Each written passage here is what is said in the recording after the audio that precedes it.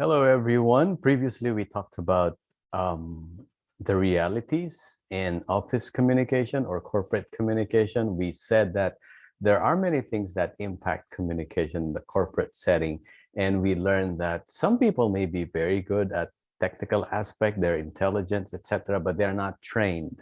They're not well trained when it comes to dealing with other people. So they do not know how to make their concepts easy for people to grasp or understand. And aside from that, they have some attitude problem. You remember, Berlo? They would not want to adjust to people. So we learned those hindrances in office communication. They have this us versus them idea. They don't want to be involved and they have soft skills issues. They can have very good ideas. They can put them together on paper, but they do not know how to articulate them. And they can be very insensitive, right? They would just stay where they are and they would not want to relate to you, for example, or simply it's not just their expertise. Okay. And that's a problem, especially if you're dealing with different kinds of people with different kinds of training. You need to have the expertise in one area. And what's that? Communication. So how do we communicate properly? How do we communicate effectively? So last time we looked at the problems because people would have different perspectives. They can misunderstand. They will have different interpretations because they have feelings, ongoing feelings. They have different backgrounds, experiences, and they have what we call frame of references, just like this video now. Whatever you see is just all there is. Even if I have this big house, for example, you won't be able to see it like this, right? You won't see my fingers. But if I put things in here inside the frame, then you will be able to see what, that I have 10 fingers, not 11 or not 9, right? So the thing is, people come from different perspectives or frame of reference, and they use that frame of reference to understand things and communicate as well. So it affects all these things affect the way we communicate. So today, I'm going to share with you um, related concepts. What we're going to do is we're going to take a look at.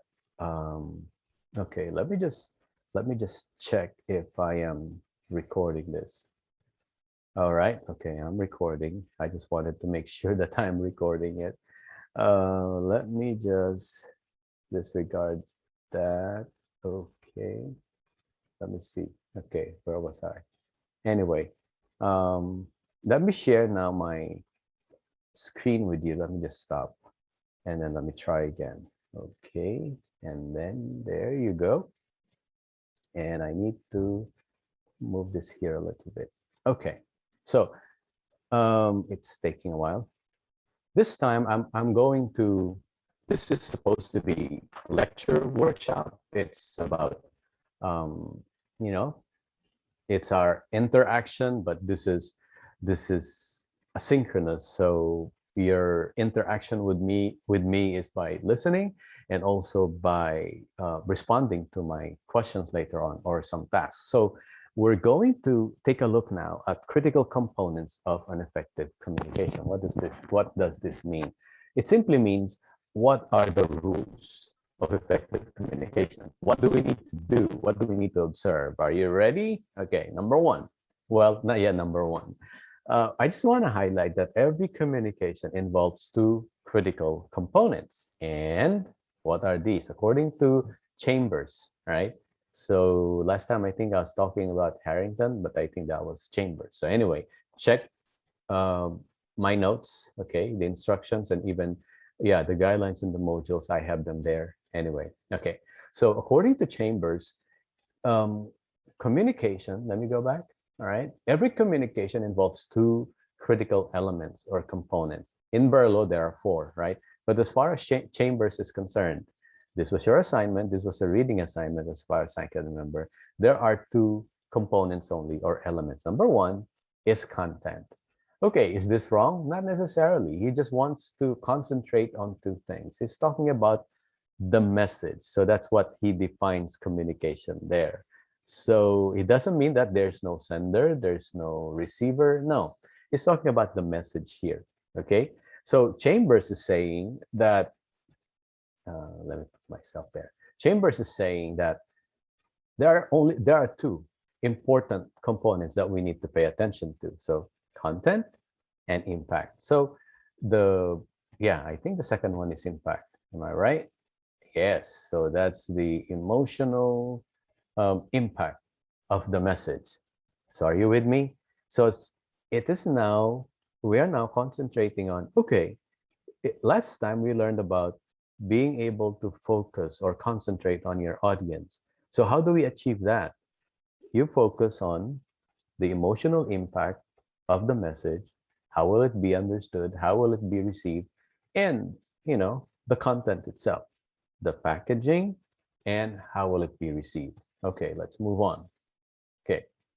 Now, what do we mean by content? Content is the delivered message. Okay. The message content is generally perceived by the sender to be what? Number one, objective, accurate, necessary, and meaningful. Okay. Content should be objective as far as your audience is concerned. What do you mean by objective? It's not slanted. It's not biased. Okay. It's just fair. It's objective. It's accurate. You remember, guys? So his maxims, you have to be accurate, meaning to say, if there are 50 people who are present in my two classes, or if there are 30, I would not say, okay, I have more than 30. That's not being accurate. And it should be necessary. So you remember, guys, again, it is relevant and it's meaningful. What's that? We learned that, right? So it has to be clear, meaningful, it's relevant. So we have learned these already. So as far as Chambers is concerned, he is agreeing with Grice, right? The challenge now, this is what he's saying, the challenge now happens when the receiver does not share the same perception of the message and its meaning. That's where the problem arises. Why? Remember what we talked about last time? We have different frames of reference, right? We're coming from different culture. Koreans will understand things differently. Filipinos will understand things differently. My classic example, if you point your finger at someone, depending on their culture, they might take it, it might be taken as an offense, or it may be just taken as, an ordinary gesture. That's what I mean. Or they were under the weather at that particular time. That can affect their emotions. That's according to Chambers, can affect the reception. That relates to number two, the emotional impact. What is emotional impact? Emotional impact of the receiver is the result of the message on the person or people. Okay. It includes their overall reaction. It's very easy to understand, right? To your communication, whether they interpret it positively or negatively. That's the emotional impact. If you tell me, sir, I have a question. I'm confused. So if I take that positively, I would probably think, oh, okay, maybe I need to simplify my instructions. Maybe that's what I can do in terms of positive reaction.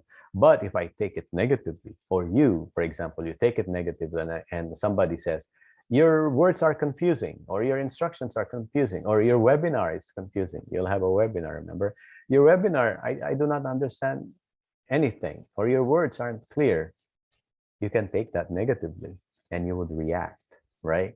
That's emotional impact. Now, common mistake is committed by people is that they think that there is always an identical interpretation of a message. It doesn't happen all the time, and it seldom happens, if ever it happens. So whatever you share, even me, when I lecture on a particular topic and this is what I mean, you can take it differently. You can mean it in a different way, perceive it in a different way. Why? Because again, of the 5 communication realities that I mentioned to you, what are they? Our own interpretations, our own inconsistencies, our emotional baggages, our frames of references, etc. Right? So that's a problem. That's a challenge. So that's inaccurate and that's incomplete and unrealistic. Let's read this together. So typically, according to Chambers, we tend to assume that everyone has the same understanding of our messages. All right. And we expect our communications to be judged based only on content. So if I told you, okay, guys, you have something to submit tomorrow, and I expect that you understand that, but I did not give you all the other details.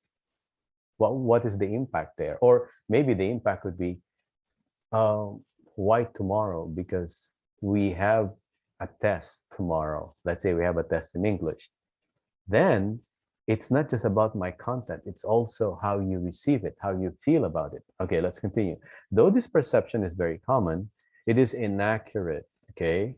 It is, in fact, incomplete and unrealistic. Major communication problems occur when we automatically assume this identical interpretation of message. I mentioned that. So what do we do now? Effective communication will only happen if we are able to build the bridge between our content and the emotional impact. Let's put it this way. We go back again to the idea of, okay, I have this message, and while I'm writing it, I'll try my best to be clear, to be specific, to be accurate according to Grice and according to Chambers. But at the same time, I will consider how it will be received by my audience. So again, I put myself in the shoes of my recipients or my receivers. That is what is needed there. So the content, and then you consider your content, and then you think, how will this be? You consider, how will this be received by my audience? That's your responsibility. So let me offer to you some specific procedures for effective communication called specs. All right. So I'm not covering all of them, but I'm offering the most important. But you can check Chambers on this. All right. Okay. So let's begin. Specs, specific procedures for effective communication. Number one, let's just take a look at this. Where do these statements fall under, or what element of communication do they relate to? Are you ready? Are you ready? Okay, let's proceed. All right. Specific procedure for effective communication. Important reminder. Number one, when we are communicating, we learned in corporate communication that we use certain formal language, but it doesn't mean that we overwhelm our audience with a lot of jargon, right? Jargon is a specific language used in a particular like profession. Doctors will have their own jargon, lawyers will have their own jargon, teachers will have their own jargon, etc. So what do? We can't really avoid all of them, but if you use them sparingly. Maybe that would be my advice here. Not 100%, because we can't avoid them. Acronyms too, you can use them, but make sure you explain them, okay? Other codes of phrases in communication outside your team. The main point of this is that if you have to use jargon, you are not considering the other people in your group, because that jargon is only probably appropriate to you, or it's only you who understand them. So if that's the case, don't use it. Or if you have to use it, make sure you explain. Or yeah, if you really have to use them sparingly, or the acronyms, all right? Except the normal jargon that we are used to, okay? So you have to be inclusive, meaning to say you have to make your communication network as not exclusive. That's the opposite, right? You have to include everyone as much as possible, okay? So that's by avoiding so many jargon, right? So much jargon in your language. Okay. What about emphasis? You have to emphasize or stress a word that is very important. That will help in your communication. emphasize a word that is not only important, but probably it will impact your message. Can I give an example? Maybe in my letter. So if I want to highlight a particular word like I appreciate, then maybe I will highlight that. I use bold letters, etc. Or maybe make the I will underline it. All right. That's for emphasis. So we have that's what we can do in order for our communication to be more impactful, to be more effective, right? Another specific procedure in effective communication. Listen to this. When it comes to style of communication, one size does not fit all, right? Never assume that everyone processes information in exactly the same way. That's why in a meeting, for example, or in a memo that you send, some people don't have a problem with it. And some people are confused or some people have questions because your style of communication may be good for them, but not for the other people. Ideal for some, but not for the other people. All right. So make sure that we are flexible. Okay. We consider the other people. Now, I mentioned this already. Interpretation is king, or the audience is king. Customer is king. What you intend to say with your nonverbal language really doesn't matter. Okay. It's what the receiver interprets that counts. Okay. It's not only nonverbal. Whatever you have written, whatever you do with your body or your hands in terms of your communication, they help. However, what really matters is what they interpret. How do they interpret things? You have to find out, or you have to listen to them. What did you understand about the lesson? Or what did you understand about the memo? And you have to listen. If they understood it differently, then that's what really matters there. It's not what you said, although it is important. What matters really is, are you able to serve them or to service them, right? Next one, let's take a look at this. What about this? These are examples of body language gestures and how they are interpreted. For example, if I'm nodding my head, okay, what's your interpretation? You say, I see, or I understand. In your presentation, for example, and you are choking your chin, it means that to some people, generally, okay, you are seriously evaluating something or you are in deep thought. If your palms are open or they are extended forward, okay, then you are being serious, okay? You are emphasizing something that's important. But if one hand is above your head, okay, so I'm emphasizing a point. So if I'm probably doing this, okay, or something like this, then I'm emphasizing. And there are many other gestures that we do that will be interpreted universally or differently. So we have to be very careful. All right. What about leaning forward? So if I lean forward or I'm facing the speaker directly, I'm doing this, then I'm showing intensity or interest. All right. I'm telling you, hey, listen to me. This is very intense. This is interesting. This is important. And if my arms or legs are in an open position, it means openness to ideas or suggestions. So these are interpretations, but sometimes they will be interpreted differently. If I'm stippling my fingers, for example, then I have extreme self-confidence. But if my knees are shaking, then I do not have self-confidence. All right. Other examples, you'll find this in chambers. Rolling your eyes, that means that's a stupid remark. Rubbing your eyes, probably you're insinuating you are rejecting something, or that's a suspicion. If you're clearing your throat, some people would be taking that as you're nervous. All right. Or if your palms are below the chest level, that means you are helpless. Okay. Or if your hands or fingers are in front of your mouth, you are reluctant to talk. Generally, these are what we understand. And if you're wagging your finger back and forth, I'm saying you are wrong. Or if I'm pointing, that's aggressiveness. This is, of course, Western perspective. Are these all true in Asian context, in Korean context, Japanese context, in Philippine context?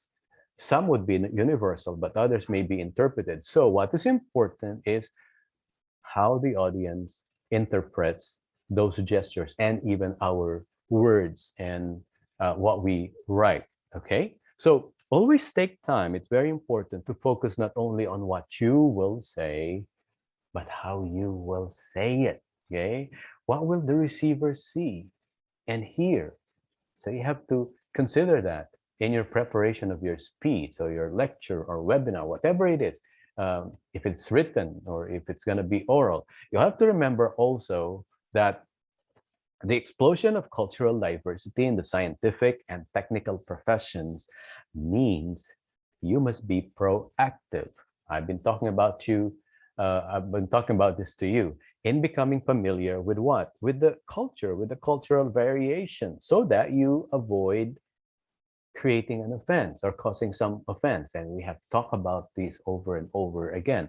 This is social cultural competence, right? It's also related to your strategic competence because you don't want any gap. You don't want any problem between you and your client or your customer or your friend or office mate, etc. So Berlo teaches us this as well. We consider the social structure, social systems, and the culture.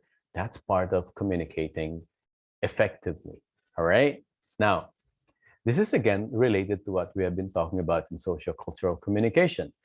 Give careful consideration to your own optimum communication times.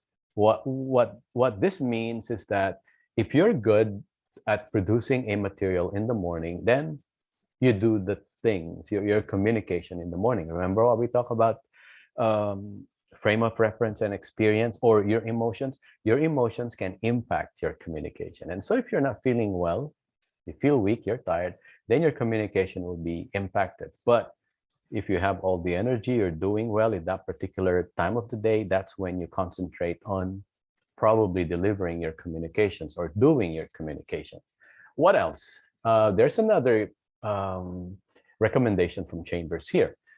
We have to delay communication to a time of greater receptivity. What does this mean? Especially if you are the teacher, you are conducting a seminar or webinar, do not force your message on a preoccupied or uninterested receiver. In other words, I see my audience, they are fidgety, they are doing something, they're busy with their phones, and I'm talking. What do I do? Well, probably I'll give them a break and I'll tell them, okay, I believe we need some break here. Probably you need to talk to your friend or loved one. I see you busy with your phones. I can do that, right? Then probably they'll pay attention, or they might really do that. And after maybe 5 minutes, 10 minutes, they're done. They'll be able to focus to you, to their attention to you, right? That can be that's a strategic competence that you need to apply. So delay important communication, especially when people are not listening. Okay, just focus on the simple ones. The others when they are receptive, when people are receptive. But if they are not receptive, set those aside. Wait for the right timing. So timing here, that's my word. Timing is very important. Another specific procedure in effective communication is this. Let's read it together. With the exception of messages of high praise, use statements. Remember I told you this? Use statements are offensive and attacking and imply negative accountability. They shift responsibility to your communication partner and translate into establishing blame.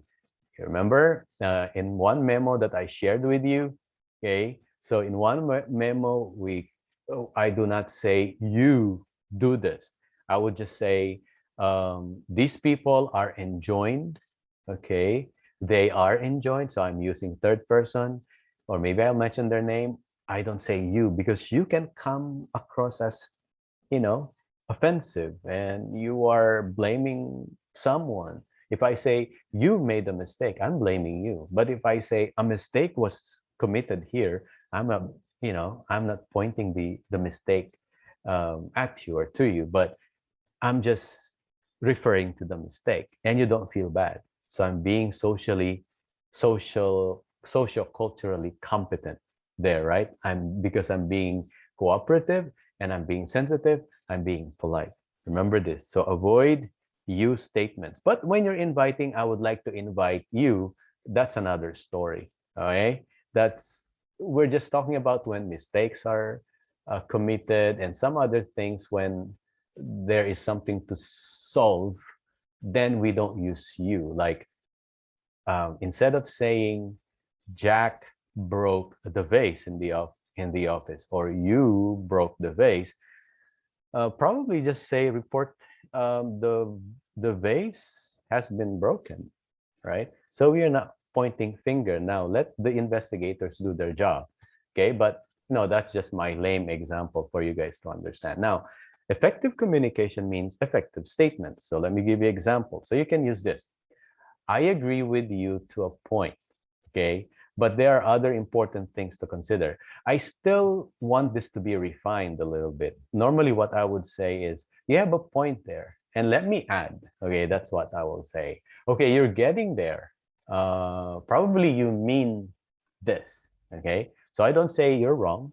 Okay, I don't agree with you. Okay, I really try my best to not to offend anybody as much as I can. I appreciate the information you sent me. You can use you here, okay, because there's a need for it, but it is incomplete. I don't say that, but to the Americans, to the Westerners, that's okay with them.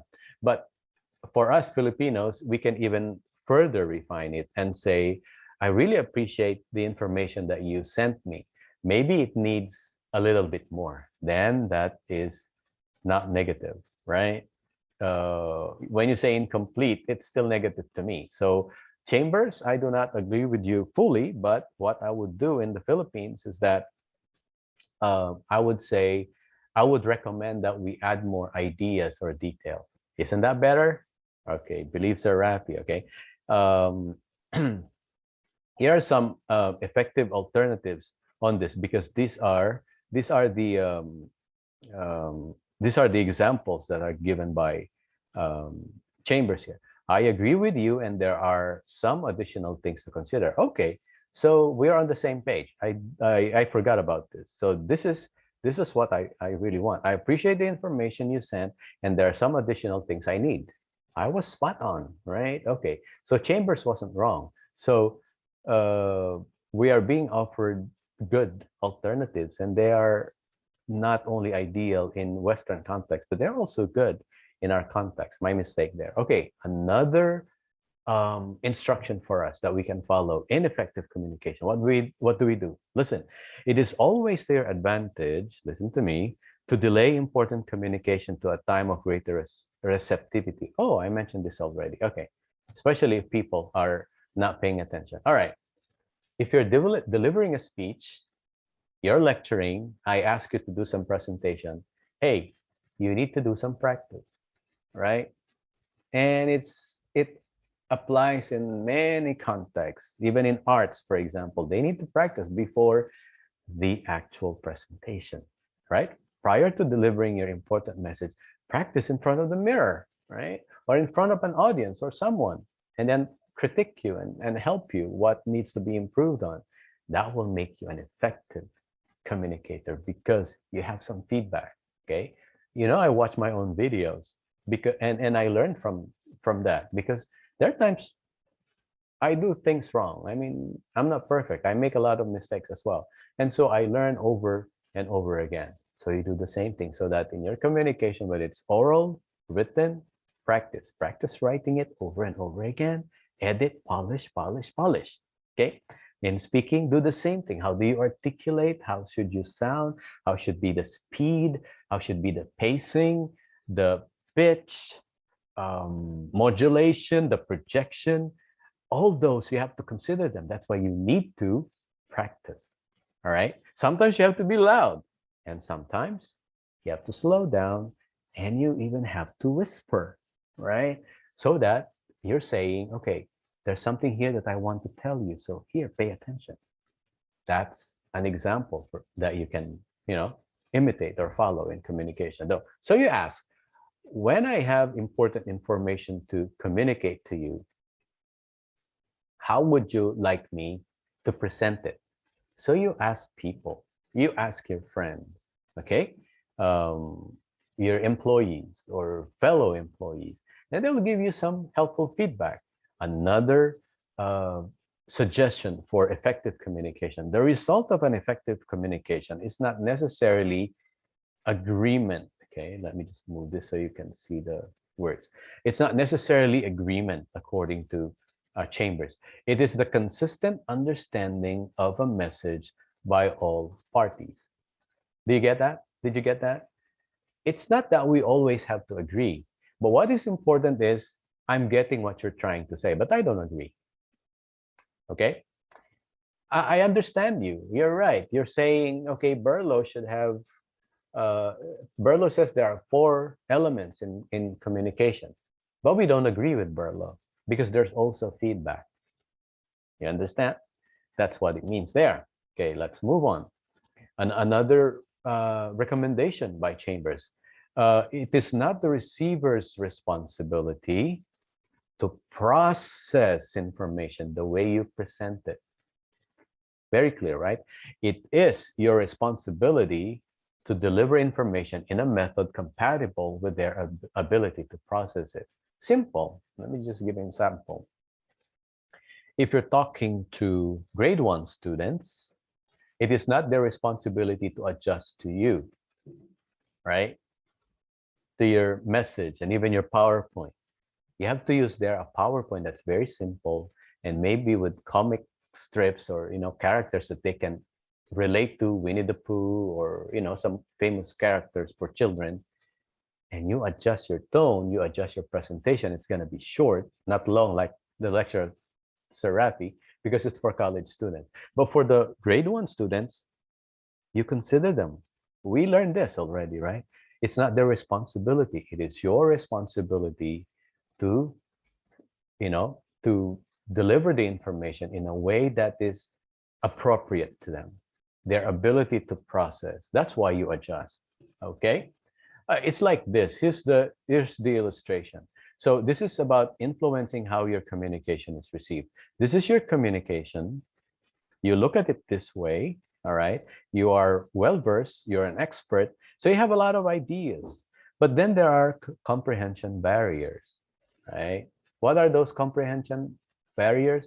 We talk about some of them, the 5 inconsistencies, my own interpretations, frame of reference, my emotional baggage, my background, my culture, etc. Those are comprehension barriers. So this is my communication. I put it here through the funnel. Whatever comes out of that, because of the barrier, okay, the noise, that represents comprehension.